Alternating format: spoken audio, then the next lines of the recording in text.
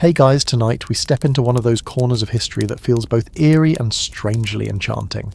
Picture the immense walls of Constantinople under the soft glow of a late sunset, their limestone and brick glowing warm against the fading light, and then imagine one of the great gates that once welcomed traders, soldiers and emperors suddenly slamming shut, never to open again. The iron-bound doors creak, the wind howls through the keyholes, and the silence that follows feels heavier than any siege engine. You probably won't survive trying to shoulder your way through one of these gates in full armour. Your bones would complain long before the hinges gave an inch, but that's part of the fun of picturing it. So before you get comfortable, take a moment to like the video and subscribe, but only if you genuinely enjoy what I do here. And if you're listening right now, tell me your location and your local time in the comments below. I always enjoy seeing where the audience is tuning in from. Now find yourself a cosy seat or a soft bed. Let your mind begin to unwind, and let's ease into tonight's journey together. The story begins with Constantinople itself, the city that glittered like a jewel between worlds. They call it the Queen of Cities, and for good reason. Surrounded by water on three sides and by colossal walls on the landward side, it was a fortress dressed up as a capital. The Theodosian walls stretching for kilometres were layered defences that could shrug off enemies for centuries. Behind those walls, life bustled markets brimming with spices from the east, fishmongers selling their catch along the harbours, and scholars tucked away in monasteries debating the mysteries of theology. And among the many gates punctuating this mighty barrier, each with its own name, purpose and reputation, was one that would slip into legend by closing forever. Mainstream historical fact reminds us that Constantinople had more than a dozen gates along its land walls, each carefully maintained for centuries. Some were grand ceremonial entrances where emperors paraded after victorious campaigns, while others served more mundane purposes, letting in carts of grain or droves of livestock. The gates were not just doorways, they were symbols. To pass through them was to cross from the raw uncertainty of the outside world into the carefully ordered heart of her empire. And yet one of these portals, known in later chronicles as the Gate of Carisius, later also remembered as the Gate of Adrianople, would become wrapped in whispers, because it closed, was sealed, and then seemingly forgotten, even as the rest of the city still thrummed with life. Imagine a gate large enough to admit war elephants, its timbers blackened by age, its hinges thick with bronze, and the archway above it adorned with imperial insignia. People passed under it daily, yet somewhere along the centuries it shut and never opened again. Was it superstition? Some quirk of politics? Or simply a practical choice no one bothered to explain? Historians still argue whether the gate was locked permanently as a symbolic gesture after a battle, or whether it was damaged and quietly abandoned, its stories spun afterward into something larger than life. A quirky tidbit comes from medieval rumour. Some said the gate had been cursed because traitors once opened it to an invading army, letting the enemy slip inside while citizens slept. To slam it shut forever was to prevent betrayal from recurring, a kind of architectural punishment carried out against wood and iron rather than against men. Of course, whether any such betrayal ever truly happened remains unclear, but isn't that how mysteries breathe? The absence of proof makes room for imagination. The city itself seemed to enjoy breeding these little enigmas. Merchants told one version of the story, monks another, and travellers yet another, until by the 14th century you could hear half a dozen explanations for why the massive portal had been bolted shut. One pilgrim wrote that locals avoided even touching the old stones near it, fearing that doing so would invite misfortune. Another whispered that angels had descended at dusk and sealed the hinges themselves, leaving no key behind. Clearly exaggeration had already set in, but the result was the same. The gate had become not just a feature of the walls, but a character in the city's collective memory. Walking through Constantinople, a person would feel the hum of life, yet there would always be that strange silence at the sealed archway. Dogs would sniff at its base, but never linger. Children might dare each other to throw pebbles against the wood, and then scatter shrieking with laughter, as though expecting ghosts to chase them. Traders passing by likely shook their heads at the wasted entrance, while clerics may have used it in sermons as a reminder that sin always carries consequences. The sealed gate had another effect. It invited speculation about what might still lie behind it. Was it barricaded because plague once raged through that way? Did it conceal a secret tunnel, perhaps leading under the walls toward forgotten shrines? Was there treasure buried in the mortar guarded by angels with flaming swords? Some tales stretched so far they bordered on the absurd. One late chronicle even suggested that Constantine himself The first Christian emperor had decreed that one gate should always remain closed to remind citizens that paradise too had been barred to Adam and Eve. Creative, certainly, though not particularly practical for the daily business of carts and soldiers. Here comes the first light joke for tonight. If you've ever seen a do not enter sign on a door in a modern office building and felt a sudden irrational need to peek inside, you understand medieval curiosity perfectly. The Byzantines, however, didn't have laminated signage, so they let legends grow instead. The Gate of Carausius, or Adrianople Gate, would one day see its share of blood and fire, especially during the final Ottoman siege in 1453, when the last Byzantine emperor himself rode out nearby to meet his fate. But centuries earlier, when whispers first began the silence around that sealed portal, already carried the weight of tragedy and mystery. To pass the walls of the city meant safety, yet here was an entryway denied, a path barred, a question left unanswered. And that question would persist, retold through generations, until the gate became as much a symbol of uncertainty as it had once been a symbol of entry. As the story glides forward, the closed gate becomes a mirror for the empire itself. Just as Constantinople held out for centuries against countless enemies, the sealed door held its silence against countless questions. And as every traveller who stood before it must have realised sometimes, the most unsettling mysteries are the ones that don't speak at all. The wind along the Marmara coast is always restless, carrying with it the salt tang of the sea and the dust of centuries. In this stretch of the story, attention turns to the mighty walls of Constantinople, an engineering marvel that has survived earthquakes, sieges, and the occasional over-enthusiastic goat nibbling grass along the ramparts. Tonight they stand not as silent stones, but as storytellers. For within those stones lies the tale of a particular gate, the one that would one day slam shut forever. The Theodosian walls, as they are often called, were no casual project. They were built in the early 5th century under Emperor Theodosius II, a kind of overachieving building spree meant to announce to the world, yes, we take our defence very seriously. Stretching over 6 kilometres, about 4 miles from the Sea of Marmara to the Golden Horn, they comprised a triple system, an outer moat, an outer wall, and an inner wall towering up to 12 metres, around 40 feet. For centuries, this combination made the city almost impregnable. Mainstream historical fact confirms that it was these walls that allowed Constantinople to withstand countless sieges from Attila, the Hun successors to the armies of Arab caliphs. Without them, the city's long life might have been cut short centuries earlier. But within this massive system, certain gates became almost characters in their own right. Some were grand ceremonial entrances adorned with marble inscriptions and triumphal arches, used when emperors returned victorious from campaigns. Others were practical everyday doors through which bakers, merchants, and less glamorous goats came and went. Still others were kept firmly shut to be opened only in times of necessity. The gate in question belonged to this last category. It was no flamboyant marble arch. No, it was a worker among gates, perhaps less noticed in times of peace, yet fated to become legendary.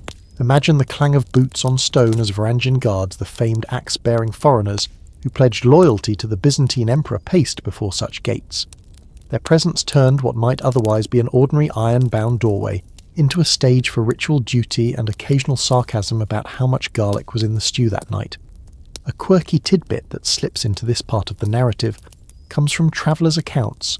Some claim that certain gates had names derived from small shrines or even taverns that clustered nearby.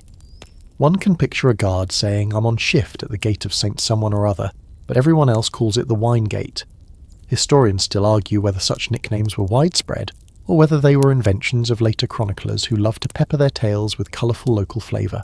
Walking along the walls at dusk, one would see a mosaic of life merchants packing up their stalls near the markets, monks in saffron or russet cloaks heading back to their cloisters, sailors unloading baskets of fish still twitching, and children darting between the legs of soldiers. The gates were thresholds not just of stone but of culture, each one telling who was coming in, who was going out, and what kind of gossip would follow them through. The mysterious gate that concerns us later remembered with hushed tones, as the one that slammed shut forever served a military function. It was used by soldiers during campaigns, sometimes discreetly, sometimes in full display, when contingents marched out under banners embroidered with golden crosses. The gate opened onto paths that led not to the bustling forums, but to the quieter stretches of countryside where vineyards gave way to marshes and the occasional startled shepherd. This was not the emperor's ceremonial stage, it was the soldier's road, and as such it became tied to events of defence retreat and betrayal. One mainstream historian observes that the Theodosian system included more than 50 gates of varying importance. Most are known today, at least in name, but some remain ambiguous, with scholars debating whether the same gate is mentioned under multiple titles in different sources. Our mysterious gate may well be among these shadowy identities. Was it the Carisius Gate, later called the Gate of Adrianople? Or was it a lesser, almost forgotten portal, now, buried under centuries of urban sprawl? Historians still argue whether the Shut Gate is the same as a gate recorded during the fall of Constantinople in 1453, or whether the story stems from an earlier closure during one of the many sieges that preceded that final catastrophe. Picture the scene in sensory detail. Torches crackle against the wind, their flames bending sideways. The iron hinges groan when pushed open, echoing like voices in the night. A guard adjusts his cloak teal, dyed and fringed with fur, while nearby a monk clutches a lantern, whose oil sputters in the chill air. The gate itself smells of iron and damp wood, as if it remembers centuries of hands that pushed and pulled its weight. And above it all the walls loom, their surfaces pocked with scars of arrows, siege engines, and the occasional clumsy mason's mark. One light joke drifts into the tale if you've ever struggled with a front door that swells in winter and refuses to close properly. Remember that these gates were several tons of oak and iron. Imagine explaining to the emperor that the empire's survival depends on a few servants leaning their shoulders into the wood.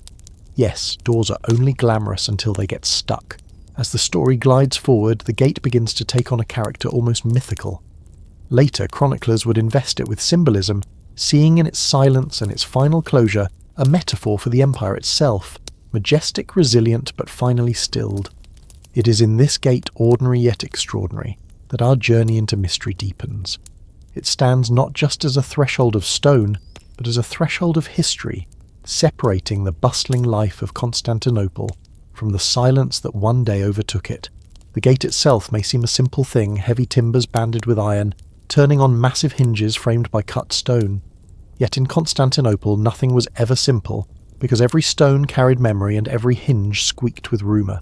In this part of the tale, the gate begins to acquire its legends woven by chroniclers who loved nothing more than to stretch fact into meaning, like a baker stretching dough over a loaf. And just as bread always rises unevenly, so too did the legends of this gate grow lopsided, part practical history, part supernatural embroidery. Mainstream historical fact tells us that Constantinople's gates were more than architectural features. They were ceremonial thresholds. When emperors entered after a victory, processions often wound through gates carefully chosen for their symbolic meaning.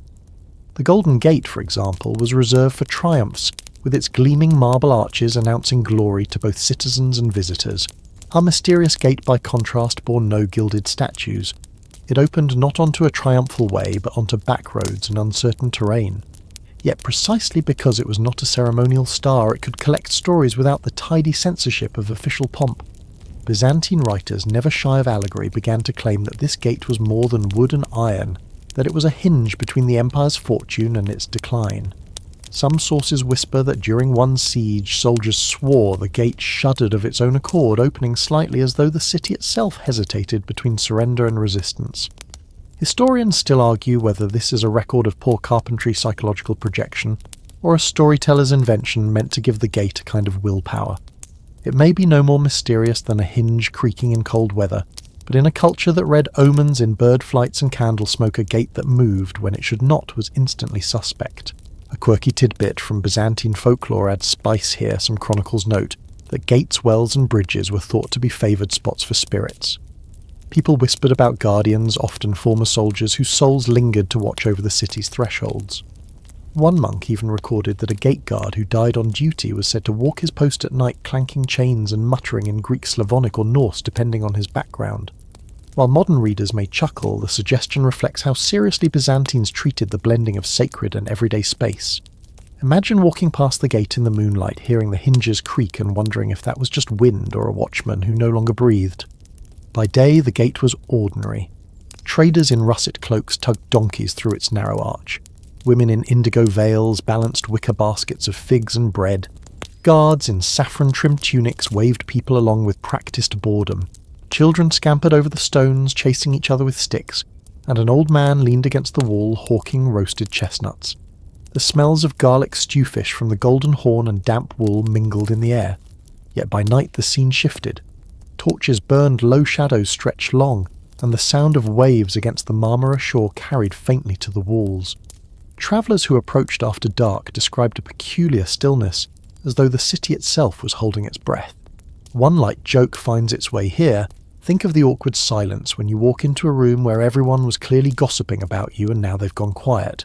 That was the vibe travellers claim the gate gave off at night, except instead of gossipy relatives, it was a whole empire waiting for dawn. Legends soon tied the gate to prophecy. Some monks claimed that it was fated to close forever on the night the empire fell. Others said it would slam shut not from human hands, but from an unseen force locking so tight that no army could pry it open. The notion that a single gate could symbolise the fate of the empire appealed to the Byzantine taste for theatrical allegory. After all, this was a society where emperors staged entire parades to reenact biblical events, and where relics were paraded to influence the weather. If relics could summon rain, why not imagine a gate that sealed history? In sensory terms, the gate could be overwhelming. Picture its timbers damp with winter rain, smelling faintly of pitch. The iron straps cold to the touch, rough with patches of rust, and the constant hum of city life pressing around it, muffled only when the door swung shut and the world outside vanished. One could imagine a guard leaning against it, hearing the muffled sound of hoofbeats on the other side, the vibration of wood beneath armour-clad knuckles knocking for entry. That shiver between inside and outside was not just physical, it was cultural. Constantinople lived by its walls and the gates were its breath.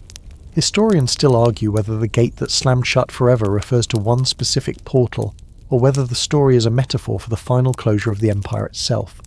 Some identify it with the Kerkoporta, a small postern gate said to have been left ajar during the Ottoman assault in 1453. Others believe it refers to the Zyla gate, sealed centuries earlier and reopened only briefly before being closed again. The debate underscores how legend attaches itself to gaps in the record. The fewer the facts, the more room for imagination. Another light joke slips in here. If you've ever lost your house keys and insisted someone must have hidden them, you've reenacted the same logic medieval chroniclers used with gates. When you don't know why a thing is closed, it's easier to assume mystery or mischief than to admit plain forgetfulness. By now the gate has grown beyond masonry. In the minds of people it has become alive, capable of shuddering, choosing even warning. Chroniclers gave it voice, monks gave it morality, and soldiers gave it fear. It was no longer just a threshold. It was a stage where history and imagination danced together. And it is here, in this blend of fact, rumour and shadow, that the story begins to lean toward its darker climax. Beneath the clamour of markets and the solemn tread of guards, the gate settled into the fabric of Constantinople's daily rhythm. But here is where the story begins to stir with unease. Chronicles describe moments when the gate was sealed, for reasons that were never fully explained, as though an invisible hand had pressed it shut. Some records suggest disease, others politics, and still others whisper about omens too dire to record in full. Whatever the cause, a closed gate in Constantinople was never just carpentry, it was theatre, and everyone noticed. Mainstream historical fact confirms that Byzantine authorities sometimes closed city gates during outbreaks of plague. Quarantine in the medieval world was crude but practical. Cut off entrances, restrict traffic and pray. The empire faced repeated waves of plague after the 6th century, and the idea that a gate might remain sealed for months fits the medical logic of the time. Yet this explanation never satisfied chroniclers who were trained to read more into every act. For them, a shut gate was not just pest control, it was prophecy made visible. The people of Constantinople lived in an atmosphere where the physical and the spiritual mingled like incense smoke in Hagia Sophia. If a gate was closed, merchants muttered about which senator had lost favour with the emperor. Soldiers speculated that a demon had been seen lurking beyond the walls. Priests wondered whether the closure was meant as penance, a ritual seclusion of the city itself. Historians still argue whether the particular gate in question was one such quarantine measure, or whether it was closed after a failed coup attempt. Byzantine politics, after all, was a sport where daggers and rumours moved faster than cavalry. One quirky tidbit comes from later writers who claimed that citizens tied scraps of cloth to the hinges of sealed gates, treating them like makeshift shrines. A mother might press her child's fevered forehead against the cold wood, believing that the barrier would draw out illness like a sponge. Whether this was official ritual or grassroots superstition, it demonstrates how quickly the ordinary became sacred when fear gnawed at the city. Imagine the sensory detail of one of these closures. The hinges groan, iron bars slam into sockets, and the echo ripples across the courtyard like thunder. Dust rises from the ground where the gate meets stone, and silence falls heavy as the crowd stares. A baker russet cloak dusted with flour mutters that trade will suffer. A fishmonger bangs his basket against the wall in frustration, silver scales catching the last light of day. Children tug at their mother's sleeves, asking why the doorway has become a wall. And all the while guards stand, stiff teal cloaks snapping in the wind, refusing to explain. One light joke glimmers in this tense scene. If you've ever had your favourite coffee shop suddenly close for renovations with no clear date to reopen, you know the mix of panic and conspiracy theory that follows. Now multiply that by an entire empire, and you'll understand how a shut gate could start half a dozen rumours before the sunset. The closure of a gate also disrupted ritual. Gates were not just for movement. They were stages for parades, processions, and the endless choreography of imperial life. A sealed gate meant routes had to be changed, ceremonies, adjusted, expectations upset. In a culture where detail was everything, where the angle of a candle could signal political favour, such a disruption felt cosmic. Some chroniclers even wrote that an emperor refused to leave the palace for weeks because the closed gate seemed an omen against travel. Historians still argue whether this is a garbled memory of a siege, or whether it reflects the empire's obsession with signs and symbols. The atmosphere around the gate grew heavy with tales. By night, neighbours swore they heard whispers from the other side as though the gate itself was speaking. Cats slunk away from its shadows, dogs howled at its iron-bound timbers, and the moon seemed reluctant to shine directly on its arch. All of this may be imagination, but in a city that blended fact and faith, daily imagination was as real as stone. A quirky fringe story preserved in one monastery's marginal notes insists that on a certain night the gate bled rust that stained the cobblestones red. Modern minds might diagnose simple iron corrosion in damp weather, but to a superstitious monk it was proof that the gate absorbed and wept the sins of the city. Such tales reveal how a patch of rust could be inflated into cosmic judgment when eyes were hungry for wonder. Another light joke slides gently into place. Medieval minds could turn anything into a moral lesson. If your laundry stayed damp too long, it was a sign of divine displeasure. If your bread burned, perhaps you hadn't prayed enough. One can only imagine what they would have made of a malfunctioning washing machine. The longer the gate remained closed, the more powerful its aura became. It was no longer simply an entrance withheld. It was a statement. It became a symbol of absence, a physical reminder that something vital had been interrupted.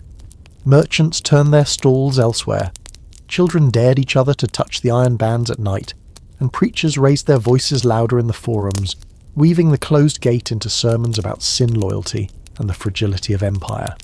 And so, piece by piece, the gate's silence grew louder than the clamour of open markets. It began to carry the weight of mystery, not because of what it did, but because of what it refused to do. In that refusal, people projected their fears, their hopes, and their endless appetite for meaning. The gate's silence did not last forever, but when it opened again, it did so with a groan so deep it seemed to ripple through the stones of the wall itself. The people of Constantinople gathered, drawn as much by fear as by curiosity, for a gate sealed too long becomes more than wood and iron, it becomes a symbol. Chroniclers wrote that when the hinges finally gave way, they echoed like a cracked bell, a sound that carried not just along the streets, but into the imaginations of those who heard it. Relief and dread arrived hand in hand, for in Byzantium every movement of a gate was a movement of fate. Mainstream historical fact reminds us that Constantinople endured countless sieges. Its walls, those famous Theodosian fortifications, were tested by Avars Arabs, Bulgars, Rus and Crusaders, yet they stood firm for centuries. Each defence involved careful management of the gates. Sometimes they were reinforced, sometimes abandoned, and occasionally sealed entirely to keep attackers from finding a weakness. It is within these tactical moments that the legend of our mysterious gate may have first taken root. Was it closed to prevent treachery? Was it opened at a crucial instant to allow reinforcements to pour forth? Historians still argue whether this gate's fate was the product of brilliant strategy or blundering mistake. A quirky tidbit survives. In siege anecdotes, defenders once piled barrels of wine against a gate to reinforce it, lashing the casks with ropes and chains. This barricade supposedly created a cushion against battering rams and a temptation for thirsty soldiers alike. Whether the story is truth or tavern lore, it has delighted storytellers for centuries. One can easily picture Varangian guards leaning on their axes muttering whether they'd rather drink the barricade than defend it.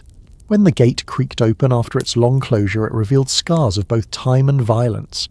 Imagine blackened hinges still reeking faintly of pitch, wooden planks warped by damp and iron straps bent from strain.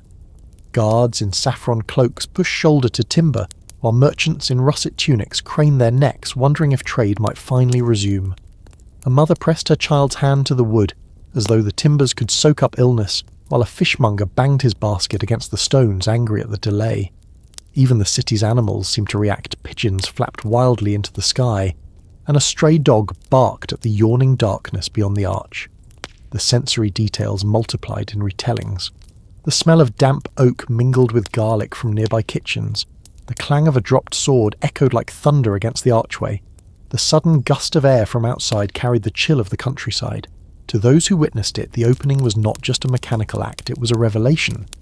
Chroniclers seized upon these impressions, shaping them into omens. They wrote of torches, blown-out baskets of figs tumbling across cobblestones, and whispers that the wind itself carried bad news. Historians still argue whether these were actual events, or embroidered tales meant to add drama to otherwise mundane logistics.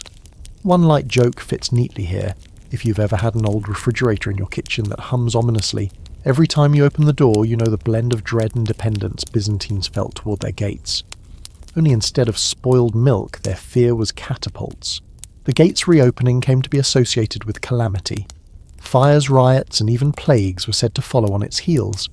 Chroniclers, with their fondness for connecting dots whether or not they belonged together, claimed that each creak of the hinge was a herald of misfortune. If an outbreak of sickness struck after the gate opened, they blamed its timbers.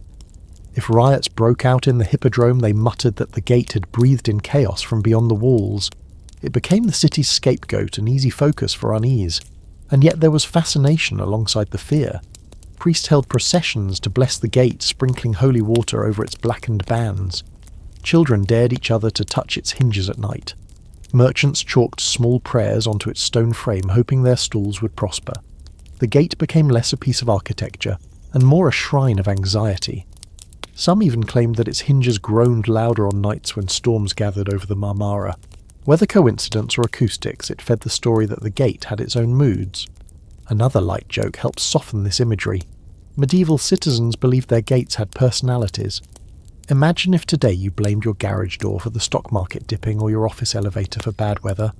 The Byzantines, it seems, lived in a world where doors weren't just doors, they were moody relatives. Chroniclers began to speak of prophecy. They whispered that one day the gate would close forever, never to open again, marking the end of the empire. Some even claimed angels had been seen hovering above it, shielding it with invisible wings until the final day. Others told of demons who tried to push it open their claws, scraping sparks across the iron bands. Historians still argue whether these visions reflect genuine mystical fervour or later additions by monks who enjoyed seasoning history with moral theatre. Either way, the gate became more than timber and iron, it was an actor in the empire's long drama. By torchlight, the arch loomed with ominous majesty. Imagine merchants packing up hurriedly, their saffron and indigo cloaks fluttering as they hurried to other gates. Picture a monk pausing his prayer mid-syllable, as the hinges groaned, his lantern casting trembling shadows. A Varangian leaned on his axe, muttering that he trusted his weapon more than any lock. The gate's presence was no longer passive. It demanded notice, its every creak a speech, its every silence a sermon. One final light joke: some citizens joked that the gate was like an emperor, difficult to open, hard to close, and guaranteed to cause trouble either way. And so the reopened gate passed into legend. Its groan became prophecy, its scars became symbols, and its silence became louder than the roar of markets. It was not merely a threshold of stone and wood, but a mirror for the city's hopes and fears. In each creak, Byzantium heard the pulse of its destiny, and in each closure it saw the shadow of its own mortality. Snow muffles the world as if the city itself holds its breath. The closed gate becomes more than a barrier of timber and bronze. It turns into a rumour machine. Constantinople thrives on rumour, the way a tavern thrives on cheap wine. Citizens shuffle along the frozen streets whispering half-truths, each tale growing louder than the one before it. Some claim a storm god slammed the gate in anger. Others insist an angel descended its wings, scattering frost, sealing the hinges as a sign. and somewhere a merchant laughs that it was simply the hinges rusting in the cold, though no one really believes him. The Empire is too fond of symbols to accept squeaky hardware as destiny. Mainstream fact enters the murmur Byzantine politics is never short of intrigue.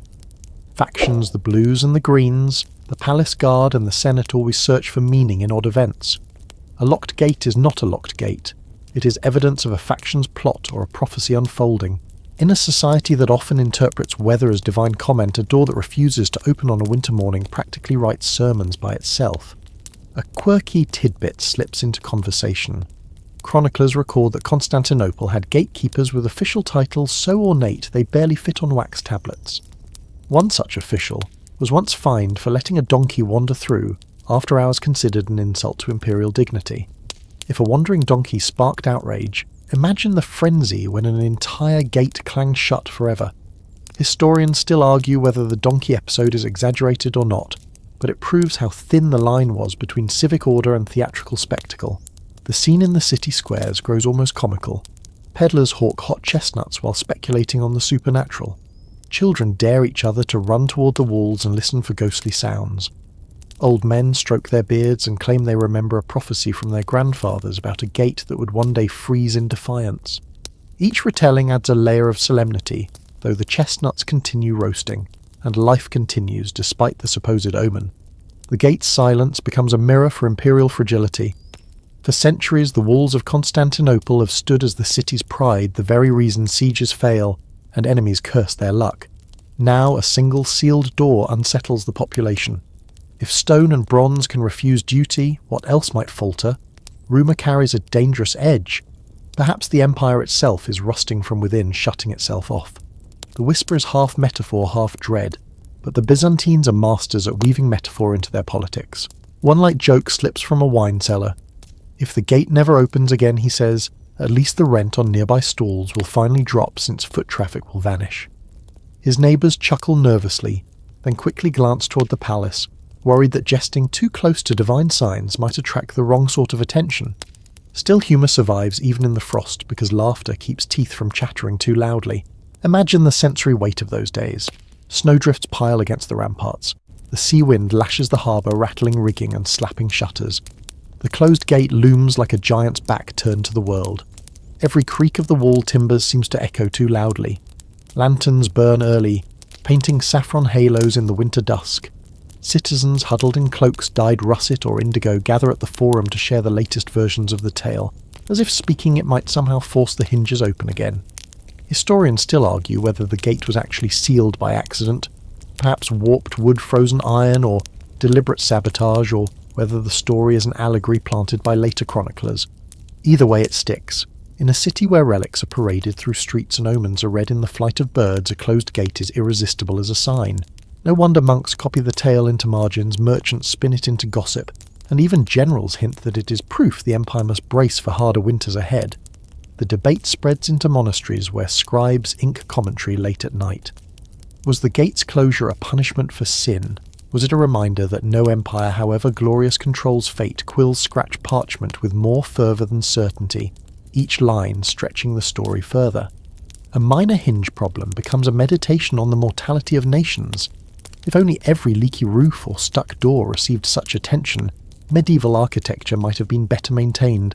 A second joke, mild but sharp, circulates among students. If the gate really slammed shut as a divine sign, perhaps God simply wanted to keep out the tax collectors. Laughter erupts in the taverns, but no one dares repeat it too loudly near officials. Humour in Byzantium always risks being mistaken for sedition. Meanwhile, ordinary people continue their lives. Bakers need bread, though flour runs thin in winter. Fishmongers chip ice to keep their catch fresh. Torchbearers light streets at dusk, flames trembling in the cold air. Yet all of them glance sooner or later toward that immovable gate, as if waiting for it to sigh open again. Silence can be louder than clamour. Absence can weigh more heavily than presence. The gate becomes both spectacle and sermon. Some call it cursed, others call it blessed, but all agree it has meaning. The Byzantines could not resist layering meaning onto stone. The empire itself, they say, is like that gate, outwardly strong, inwardly uncertain, capable of standing tall yet vulnerable to the smallest twist of fate. That image lingers, growing frost around every conversation, until the entire city feels as though it waits outside a locked door, unsure whether it guards treasure or doom. Light Joke 3 softens the tension a storyteller quips that if the gate truly holds secrets, it probably hides a very stubborn cat on the other side, refusing to budge until supper is served. Cats, after all, rule Constantinople's alleys, and anyone who has ever tried moving one knows how final a feline decision can be. And so the story leaves us in the city's restless hush, where rumours become architecture and silence becomes prophecy. The frozen gate is no longer just a piece of bronze and oak. It is a stage where empire faith and fear perform together. The audience merchants, monks and mothers leans forward wondering what act will follow in this icy play. The sealed gate grows into a habit the city cannot shake, a landmark that is less a place than a feeling. They pass it in droves each morning, bakers with flour on their sleeves, scribes blinking ink from their lashes, sailors squinting at the sky to guess the wind, and without meaning to they step lighter for a heartbeat, as though stone and iron deserve a bow. By midday, shade pools beneath the arch like cool water. By evening, torches stitch orange halos across the wood. The gate never answers, never explains, and yet it speaks in the way a stopped clock can still order a room. Mainstream historical fact. Constantinople's land walls begun under Theodosius II, run for more than 6 kilometres, about 4 miles, a layered masterpiece with moat outer wall and inner rampart rising up to roughly 12 metres, around 40 feet. Their upkeep is constant mortar-packed towers, re-roofed breaches mended after storms and earthquakes. Lists are kept, crews are paid, and gates are inspected with a bureaucrat's zeal. The sealed portal sits inside that system like a stubborn tooth, catalogued, guarded, and for reasons now half remembered left alone. The people fold it into their routines. Vendors shift their stalls a little to avoid the gloom that spills from the arch. Schoolboys too, brave for their own sandals, count to 10, touch the iron band, then sprint away howling with victory. A water seller rests his yoke against the stone and mutters a prayer taught by his grandmother. May doors that should open, may doors that should close, and may this one mind its business. He laughs at his own caution, but he still looks over his shoulder. Quirky tidbit local superstition insists bees favour holy places and haunted ones alike. When a swarm settles in a crack above the lintel, one spring neighbours whisper that the gate has grown a choir. Honeycomb is carefully cut and carried to a nearby monastery where a monk notes the gift and records a single word in the margin omen. Years later, no one remembers whether it tasted more like flowers or fear. Summer presses hot breath on the walls. Winter sheathes the hinges in frost. In July, the timbers smell of pitch and sunlight. In January, they creak like old knees and sparkle with rime. Guards in teal cloaks stamp their feet and swap shifts, warming hands over braziers set on iron tripod stands. A notary in saffron wool arrives with a wax tablet to check the watch rotor, and a sergeant points to the bolt sockets, black with use long ago, clean with disuse now. The notary scratches a note sealed, inspected, secure. Language that makes everything sound true. Some swear the gate drinks sound. A cart rattles past and grows quiet as though wheels remember how to tiptoe. The market's clatter thins at its edge. Even the gulls circling from the Golden Horn seem to mute their cries when they wheel into that patch of shade. A fishmonger jokes that if he could move his stall under the arch, customers would haggle less because their voices would go missing. He never tests the theory. Fish rot faster in the dark. Historians still argue whether the silent centuries represent an intentional bricking after a catastrophe, or a gradual abandonment as roads rerouted and neighbourhoods shifted. One school proposes that earthquake damage jammed the leaves, and the city, never wasteful with labour, simply declared the accident providential. Another suspect ceremony, perhaps an emperor, vowed to lock this gate in memory of a defeat, letting masonry become a monument. A third group, ever practical, says the hinges failed. The budget groaned, and the problem became tradition by neglect. The debate has its own rhythm, opening and closing like the door it contemplates. Ceremonies adjust themselves around the absence. Processions that once threaded this portal now turn 2 streets earlier and pass under banners strung with gilded tassels. Priests practice new routes. Trumpeters recalibrate fanfares so the echoes land where crowds can hear them best. The hippodrome receives a rumour that the gate's silence displeases a saint. A steward orders extra candles at evening liturgy just in case. It is not that people fear the wood. They fear what a city admits when it confesses that part of itself no longer moves. Light Joke 1, an old mason asked if the gate will ever open again, shrugs and says, Anything opens if you bring enough oxen and enough wine, mostly wine for the overseers. The crowd chuckles, and for a breath the portal is merely stubborn carpentry again. Signs accumulate like barnacles. Small crosses are scratched into the stone with knife tips. A child's palm print pressed into damp mortar during some forgotten repair hardens into a signature no one can erase. A chalked fish symbol appears after a fast day and the rain licks it clean. A peddler ties a scarlet ribbon to the hinge for luck, and a gus swipes it into the street where a cat promptly claims it as prey. The ordinary conspires to look symbolic even when everyone knows the ribbon is only a ribbon. A clerk with tidy handwriting keeps a tally of rumours as if they were shipments. 2 whispers of an angel, 3 of a demon, 1 of a Norse ghost clanking chains, 7 of bad hinges and 1 of taxes. He files it under civic mood. If there were a department called Ministry of Doors, he would be promoted. Mainstream fact returns to ground. The mood bricked or bolted gates are not unusual in long-lived cities. The Zellikirkos gate, for example, is recorded as sealed at various times. The Kerkoporta becomes infamous in late tales for being left ajar in crisis.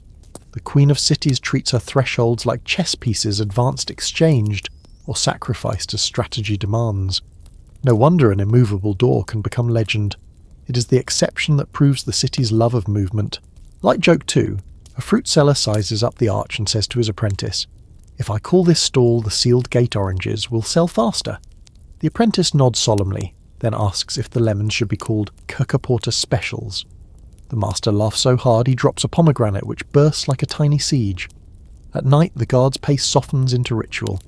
He knocks the timber with the butt of his spear once, twice, thrice, because the sergeant swears it keeps rats from nesting in the gap. The sound is a low thud, like knocking on a sleeping friend's door and deciding not to wake them after all. Lantern light pools at ankle height. Breath smokes. Somewhere a psalm leaks over the wall from a nearby chapel, and the gate's shadow grows longer than seems possible. From time to time, a visiting scholar stands before the portal and practices careful skepticism. They measure stones with a braided cord, pace the width. In footsteps, compare brick courses to nearby towers, and declare in polished Greek that the closure is surely practical. The locals nod politely and go on telling the story their grandparents told, that a night came when the gate side slammed and never changed its mind again. Both versions survive because cities keep 2 ledgers, one of accounts, one of meanings. Like Joke 3, a grandmother scolds a teen who lingers near the hinges after dusk, saying, "Nothing good happens by a shut door after sunset." He rolls his eyes, promises to be brave, and immediately trips over a cat. The city clears its throat and pretends not to laugh. The sealed gate settles deeper into the city's bones. It is a calendar, a compass, a sermon, and a superstition all folded into the same stubborn rectangle of timber and iron. Those who grew up beside it cannot say when they stopped expecting it to move. Those who arrive from far provinces treat it like a relic and ask for directions twice. The portal becomes what silence often becomes in old places a teacher. It teaches patience to markets that reroute humility to officials who prefer tidy maps, and caution to anyone who thinks history always opens on command. And as the centuries turn, the city learns to walk past without flinching, even while the story never stops being told. Bakers still dust loaves with flour snow at dawn. Monks still leave candles near the jam on difficult feast days. Sailors still glance up at the lintel when the wind changes as if it knows things about weather the harbour does not. The gate remains steady and unreadable, a closed eyelid in a face that otherwise never sleeps, reminding them that strength can be quiet and that sometimes the most eloquent thing a city can do is refuse to answer the question pressed against its door. The story now turns to a paradox that both fascinates and unsettles modern readers. If this particular gate of Constantinople was once so critical, why would the city ever allow it to fall into silence? The closing of such a gate is not merely a mechanical action of iron hinges grinding against stone sockets. It is a social and symbolic act, like drawing a curtain on a stage where emperors, merchants and soldiers once performed the drama of empire. The mystery lingers in how the act was remembered not as a temporary closure, but as a permanent one, almost a spell that sealed a threshold forever. Historians still argue whether the records exaggerate, or whether a deliberate ritual really ended its use. Contemporary sources remind us that gates in Constantinople were not simply traffic points, they were loaded with ceremony. Mainstream fact tells us that the city walls contain dozens of openings each with a distinct name, function, and reputation. Some gates welcomed triumphal processions of emperors returning from campaigns, where citizens threw flowers and shouted praises. Others were strictly utilitarian, used by fishermen hauling baskets of the day's catch, or by farmers rolling carts of grain. To close a gate permanently would have been a message either it had become militarily vulnerable, politically tainted, or ritually polluted. Whatever the reason, it was strong enough that people repeated the tale for centuries. Quirky tidbits sprout around this enigma. One legend insists that the gate was shut after a treasonous officer allowed enemies to slip through, and in shame the city ordered it barred until the end of time. Another says that a saint appearing in a vision declared that no one should pass there again lest disaster follow. Both versions transform a simple architectural decision into a moral lesson, betrayal punished, or holiness respected. Modern scholars sift through these layers like archaeologists at a dig, trying to see whether any factual soil lies beneath the narrative dust. The sensory world of a gate is easy to imagine. Picture massive wooden doors sheathed in iron, carved with faint cross designs, closing with a deep thud that echoes across the plaza. Dust rises as the bar drops into its socket. Onlookers hear the finality in the sound and feel an unease that no festival will ever march through this opening again. Perhaps pigeons settle on the lintel as if already reclaiming it for silence. The moment fuses practicality with myth. A single act of closure becomes a drama rehearsed forever in rumour. The paradox continues with the city's geography. Constantinople is perched on a peninsula with walls spanning land and sea. Each gate faces direction north toward the Golden Horn, south toward the Marmara, west toward hostile plains. Closing one gate shifts the balance of movement, redirecting streams of people and goods.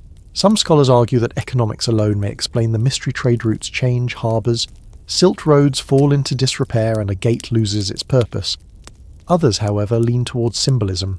To deliberately forget a gate is to edit the city's story, excising an entrance from its living memory. Weaving the tale further, chroniclers note that Byzantium thrived on ritual repetition. Ceremonies followed strict choreography. Emperors mounted horses at one gate, clergy processed through, and other relics were carried across thresholds at appointed times. A gate removed from service disrupts that pattern. It is like striking a note from a chant. The absence is louder than the sound itself. Citizens may have whispered about curses, betrayal, or divine will, simply to explain the discomfort of a gap in their ceremonial rhythm. Historians still debate whether superstition drove the silence, or whether superstition merely followed pragmatic closure. A gentle joke eases the weight one can imagine a bureaucrat noting in a ledger gate closed permanently. Please redirect traffic, only to find that centuries later, his mundane decision is treated like a cosmic mystery. Byzantine clerks, after all, were notorious for turning paperwork into minor epics. The lasting fascination lies in how the tale travelled. Pilgrims and merchants repeated the rumour of the closed gate as proof of the city's uncanny aura. For outsiders, Constantinople was not just a capital, but a living museum of marvels, domes glowing with mosaics, relics gleaming behind screens, and yes, a gate that no hand dared open. Travellers carried that story westward into Europe and eastward into Asia, each retelling adding new flourishes. Some said the hinges would scream like souls in torment if touched. Others swore that the stones themselves fused together overnight after the doors shut. This illustrates the broader truth that architecture in Byzantium was never just practical. Walls and gates were canvases where politics, faith and fear left their brushstrokes. A sealed gate could be read like a sermon: beware, treachery, respect the divine, remember your emperor's authority. And because the city endured for centuries, the legend had time to root deep into cultural soil. Even when the empire shrank, when neighbourhoods thinned, the story of the silent gate lingered like the chill of a winter wind down an empty street. A second light joke sneaks in. If medieval Constantinopolitans had modern neighbourhood apps, the listing for this area would probably read quiet street, historic atmosphere, one permanently sealed gate great for those who value privacy. The humour, of course, masks the unease of a population watching part of its city locked away. Over time, artists and storytellers embroidered the mystery. Illuminated manuscripts sometimes pictured gates with blank spaces suggesting absence more than closure. Monks wrote marginal notes warning future generations not to seek passage there.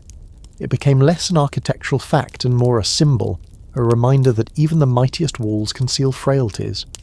To a culture steeped in metaphor, a shut gate was an allegory of human pride facing divine correction. Historians still argue whether the imagery reflects real memory, or simply the Byzantine love of moralising tales. The closed gate also fits into a pattern of silent places in medieval lore. Just as certain wells were said to be bottomless, or certain mountains cursed so a gate that never opened again carried the weight of awe. Villagers outside the city may have retold the story to warn children against arrogance. Pilgrims may have repeated it as evidence of Constantinople's holy atmosphere. Merchants may have spun it as entertainment while haggling in markets. Each voice added another thread to the tapestry, ensuring the silence of the gate was anything but forgotten. A third light joke rounds the section gently. Perhaps the real reason no one opened it again was because the city locksmith misplaced the key, and no one dared admit it. In truth, the very durability of the tale shows how people prefer mystery over mundane explanations. Thus, the sealed gate stands as both stone and story. It embodies the Empire's contradictions, disciplined yet superstitious, pragmatic yet poetic, powerful yet vulnerable. And as the centuries rolled on, the sound of its closure became louder in memory than it ever was in life. The gate that slammed shut forever continues to echo, not through iron hinges, but through whispered retellings, debates in cloisters, and the curious minds of listeners even tonight. The gate now looms less as architecture and more as metaphor, its stones carrying the echo of centuries when rumour and reality braided together. From marketplaces to monasteries, whispers persisted that the great portal of Constantinople once sealed would never open again. People told the tale the way we tell ghost stories, half for warning, half for wonder. For many it symbolised not only a slab of iron and oak, but the city's own spirit, at once invincible and strangely fragile. To hear of its closing was to confront the uneasy idea that even walls touched by emperors could falter under fate's weight. That tension between human pride and cosmic indifference fueled the mystery until it became inseparable from the Empire's identity. Mainstream historical fact offers a grounding note. Constantinople's walls, especially the Theodosian defences, were an engineering marvel unmatched in the medieval world. Triple lines of fortifications, moats and towers allowed the city to withstand sieges that might have toppled any other capital. Emperors invested in constant repairs, pouring treasure into lime kilns, stone shipments and brickworks. Chroniclers proudly noted how even armies armed with siege towers and fire-casting engines broke like waves against those stones. That reality makes the tale of a gate that slammed shut forever even stranger. Why would one piece of such a well-kept defence suddenly vanish from use? A quirky tidbit arises from Byzantine ceremony. Certain gates in Constantinople were reserved for specific rituals: coronations, imperial processions, or the return of victorious armies. One gate, the Golden Gate, was adorned with gilded inscriptions and triumphal arches, while others were plainer but still symbolically charged. It is said that one gate was closed after a defeat, almost as though the city itself was ashamed, locking the door through which glory should have entered. Some monks told pilgrims that the gate would only open again when a truly righteous emperor reclaimed God's full favour. Whether pious invention or genuine policy, it gave the structure a mythic aura that kept tongues wagging. Historians still argue whether the tale refers to a specific gate, perhaps one on the southern land wall near the Sea of Marmara, or if it was a metaphor later mistaken for geography. Some texts seem precise, naming locations. Others drift, speaking only of a great gate that ceased to function. The lack of clarity allows imagination to fill the gap. Perhaps it was locked after fire damaged its hinges, perhaps after an enemy skirmish left it splintered, or perhaps simply because the city did not need so many portals open at once. Whatever the mundane reason, rumour dressed it in robes of prophecy. To picture the scene is to imagine a moment heavy with ritual. Soldiers in russet cloaks hauling the oak leaves into place, chains creaking as they bind iron fasteners, dust swirling from disturbed stone. A crowd might gather curious to see why one portal is being treated so solemnly. An officer might proclaim a reason that satisfies no one, something vague about repairs or orders. And then over months and years the gate remains unused. Ivy creeps, birds nest in its lintels, and gossip grows thicker than mortar. Was it cursed? Was it the mark of divine displeasure? By the time children grow up never having seen it open, the ordinary explanation is forgotten, leaving only the eerie legend. A light joke slips in here. Imagine a local merchant muttering that he wished the gate had stayed open. He had a stall positioned perfectly to catch the traffic. Once it closed, his sails dried faster than a jug of spilled wine in the Anatolian sun. Even in mystery, someone's always worried about business. The symbolism of sealed gates runs deep across cultures. In Jewish tradition, the Gate of Mercy in Jerusalem was closed and said to await a Messiah. In medieval Europe, city gates sometimes stood locked for penance after calamity. The Byzantines, steeped in ritual, surely found meaning in such imagery. To them, closing a gate forever transformed it from an architectural feature into a theological signpost. The Varangian Guard may have marched past it once. Now they would march no more. Citizens passing by would glance sideways, uneasy, as though the stones themselves held a secret. Some scholars wonder if the legend absorbed memories of later calamities. When the Ottomans finally breached Constantinople in 1453, many gates were battered, burned, or sealed. Later generations may have retrofitted stories imagining that one of the long-shut portals had been prophesied all along. It would not be the first time memory stitched a neat tale out of messy events. Indeed, history often prefers clean threads, even if they are embroidered after the cloth has frayed. Quirky lore grew around the silence. Pilgrims whispered that if you pressed your ear to the wood on certain holy nights, you could hear hymns faintly sung from the other side. Children dared each other to touch its iron bands and run away before ghosts caught them. Fishermen waiting in nearby harbours told stories of hearing chains rattle inside the stones when storms blew from the north.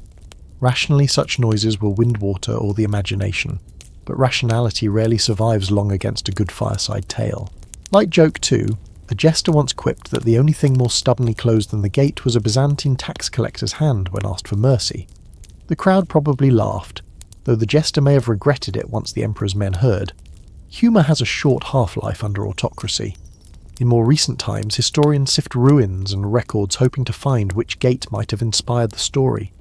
Some propose it was nothing more than routine military pragmatism securing a vulnerable point. Others suggest it became a symbol after a loss of imperial confidence, when too many defeats left the court seeking omens.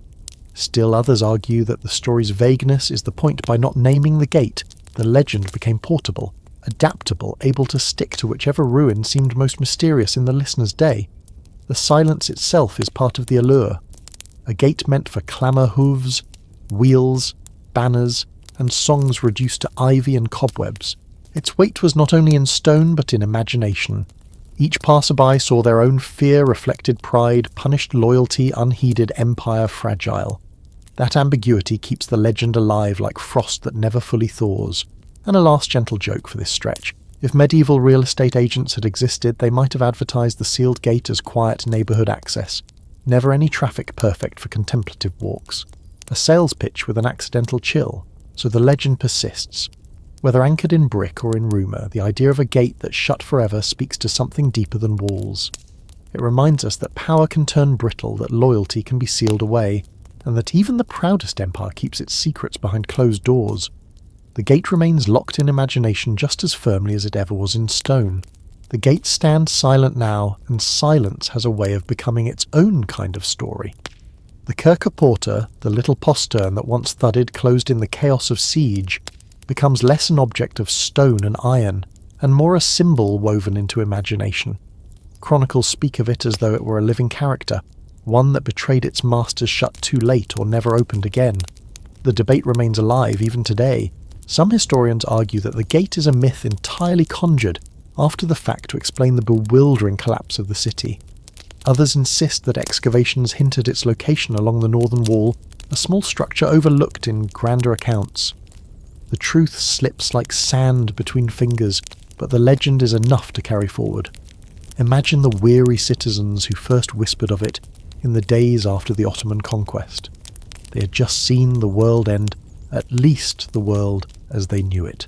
Constantinople, jewel of the Roman inheritance fortress of Christendom, bastion of mosaics and incense, had fallen in 3 days of fury. It is not hard to picture them clustering in ruined courtyards, muttering that the catastrophe was not fate, but failure, that some narrow gate left ajar let the invader spill inside. Blame helps the heart bear loss.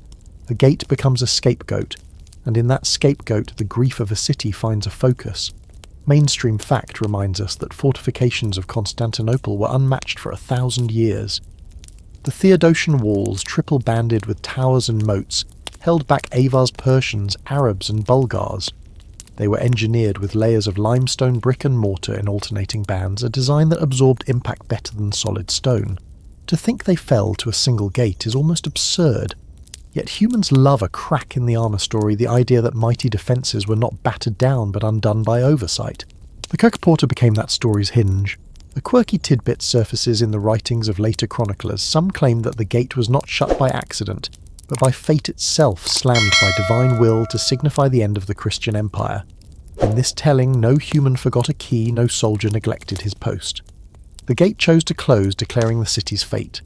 Historians still argue whether this was poetic license propaganda or simply a desperate attempt to cloak defeat in mystical inevitability. Either way, it proves how objects become actors in memory. The imagination left unchecked, embroidered further. Some said that on moonless nights, travellers near the ruined section of wall could hear the hinges creak as if the gate still moved unseen. Others insisted that treasure remained sealed behind it, guarded by the ghosts of Varangian guards who never abandoned their post. There were even whispers that the gate would open only at the world's end, releasing an emperor in shining armour to reclaim the city. The blend of sorrow, hope and superstition is as Byzantine as it gets, half history, half hymn. The practical archaeologist, however, digs through rubble with more sober eyes. What they find are broken lintels, traces of mortar and bricks, shaped to fit narrow passages. Nothing sings, but everything points to complexity. Small gates existed between towers used for patrols or quick forays. Some may well have been overlooked or lightly manned. To discover one left open in 1453 is not out of the question, though the exact Kerkoporta may remain elusive. Yet here lies the puzzle. Absence of certainty breeds presence of story. Without a fixed stone to point to, imagination paints freely. The sensory picture deepens the tale. Picture iron hinges groaning as soldiers tug at them, snow or rain, slicking the steps before dawn. A lantern swings in the wind, its light casting jittery shadows on stone. The clink of armour echoes as men hurry to check if the latch is bolted. Perhaps the door is firm, perhaps not, but in the retelling it will always be the one that failed. The line between vigilance and negligence is as thin as the seam of light under a door. Light joke 1. If you've ever returned home late at night, tried the door and realised you forgot your keys, you've experienced the mildest form of the Kerkoporta legend, just with less empire-ending consequence. And so, memory twists into morality. To Byzantine clergy, the closed gate was a sermon on pride. The city trusted in walls but forgot humility. To soldiers, it was a reminder never to neglect the smallest detail. To later Greek villagers, it was a fable of betrayal. Someone surely had failed them. To modern readers, it becomes an allegory of fragility. Even the strongest fortresses can fall to a crack in the defence. Legends endure not because they are tidy, but because they let each audience see what they wish. Like joke 2, somewhere a Byzantine accountant must have insisted we budgeted for massive cannons but not for small gates. If you've ever been in an office where resources are misallocated, you share more with Byzantium than you thought. The echoes of the Kerkoporta ripple beyond history. Nationalists, poets and storytellers all seized it. For some, it symbolised betrayal. For others, resilience. For the Ottomans, it was proof that destiny favoured them. For modern tourists walking the land walls, it is a mystery to hunt. Which gate was it, they ask, scanning every tower, hoping to find the one that ended an empire. The very act of searching proves the legend's strength. Like joke 3, gentle for bedtime, imagine tour guides today offering souvenirs, Kerkoporta keychains guaranteed to open no doors. Humour softens the edge of tragedy just as medieval storytellers softened theirs. And now the tale drifts into quiet. The gate, whether real or imagined, becomes less about mortar and iron and more about the space it leaves in memory. It is an empty doorway through which speculation forever walks. The Byzantines lost their city, but in telling why they ensured the loss lived on in layered legend. As the night draws in, the story of the gate settles like snow on stone. Its hinges creak only in imagination. Its latch sticks only in rumour. What endures is not certainty, but the calm awareness that history leaves gaps, and gaps invite us to dream. The sound of steel and shouting has long since faded. The walls of Constantinople, scarred by siege and softened by centuries of weather, now stand mostly in silence, broken only by the murmur of wind along their stones. The Kerkoporta, that shadowy little gate which has carried so much blame, no longer stirs arguments in the night. Instead it drifts gently into legend like a candle that flickers long after the flame has gone out. Close your eyes and imagine the scene not in chaos but in calm. The sky clears and moonlight rests softly on broken battlements. Grass creeps where soldiers once stood, flowers root where shields once clashed. The silence feels deeper than any noise, a reminder that time itself smooths even the sharpest edges of tragedy. Breathing slowly now, picture the small gate not as a breach but as a threshold. On one side lies the past filled with debate, drama and speculation. On the other side lies the present quiet and still asking nothing of you but rest. The gate does not slam or groan, it simply waits patient and calm, offering you passage into sleep. Let the hush of history fold around you like a blanket. The Kerkoporta, whatever it was, is now only a gentle whisper in the grand chorus of time. Its story does not end with thunder, but with peace. So as you drift, know that not all mysteries need solving and not all doors need opening. Some simply remind us to pause, to listen and to breathe. Sleep well tonight, knowing the gate stands, watch not as a threat, but as a guardian of calm. Sweet dreams.